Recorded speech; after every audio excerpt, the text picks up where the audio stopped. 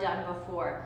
Let's start off, you'll need one piece of equipment, something unstable. So it can be foam roller, it can be a ball, anything that kind of wants to roll. Heck, I mean, I'm guessing it could be like, if you have a big shampoo bottle, anything like that, anything that wants to roll. So we'll start off single leg deadlift to reverse lunge, and this is how it looks. You'll start off in your single leg deadlift, and this is that single leg deadlift. It's a bent leg single leg deadlift. So we'll take our leg, we're gonna reach it back. From here, we step back into a reverse lunge. When we come up, we go to our single leg deadlift, right back to a reverse lunge. The thing I want you to notice is that this leg never straightens. I keep that focus. I keep my emphasis on that glute. Back side of the body as I go front and back. It's almost like a little bit of a teeter-totter here. We go front, we go back. Let's switch, let's go to the other leg. Think as if your shin stays fairly perpendicular to the floor. So from here we reach back, shin stays fairly up and down. I sink into my reverse lunge, I come up, single leg deadlift. Right back to my reverse lunge, single leg deadlift. Reverse lunge, single leg deadlift. That's it right here. If you'd like, you can weight this. I love weighting it. It makes it pretty brutal. I would recommend anything from 10 to 15 reps. You can kind of pick, especially if it's weighted, you might want to drop them down. The next one is a front lunge to a side lunge. However, we're gonna have a ground to overhead reach. You can do this weighted. I'm gonna do it with just my hands today. We go into a front lunge, I reach in the direction of the floor. Notice it isn't a back rounding, and then from here you push up and you bring your hands to the ceiling. Step it out, side lunge, same thing. Bring it all the way up. We go front lunge, reach, all the way up. Side lunge, reach, bring it up.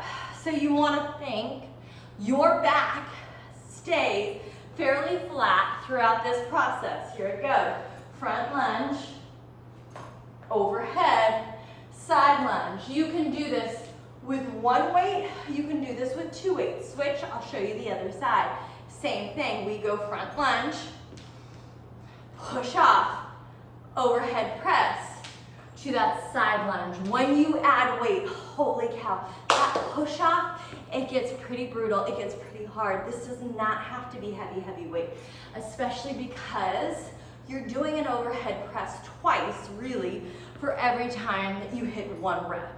So just know your overhead pressing is gonna be double, really quadruple, because you do both sides. So not super heavy in that weight. Side. Let's go one more, same thing. Front lunge, push off, side lunge. Final, third exercise. We lay on our back. You grab that object that rolls. We're gonna bring our foot to it. So here's the thing. The further out I go, the harder this is gonna be. Closer in I am, a little bit easier. Same thing, we can shift where our foot is. Abs engaged, we lift our hips up and we hold it here. If I'm on my heel, I feel this a good deal on my hamstring. However, if I have my leg out there and I shift to the ball of my foot, I drive my heel up as high as I can and lift, holy cow. I may not be able to hold, maybe I do lift and lowers in this one. Whatever way you're doing it, you're either aiming for 10 lifts and lowers or a 10 to 30 second hold at the top. While you're here, you're trying not to let that ball, foam roller, whatever it is, pull away. So you're driving it actively, you're pulling it in, you're lifting your heel as much as you can, really getting to the back of those legs. So those are our 3 exercises. Give them a try. For that one, remember, it's 10 reps or a hold of 10 to 30 seconds. You can try this 3 to 4 rounds. Please, if you like what you saw, like, subscribe, pass it on to a friend.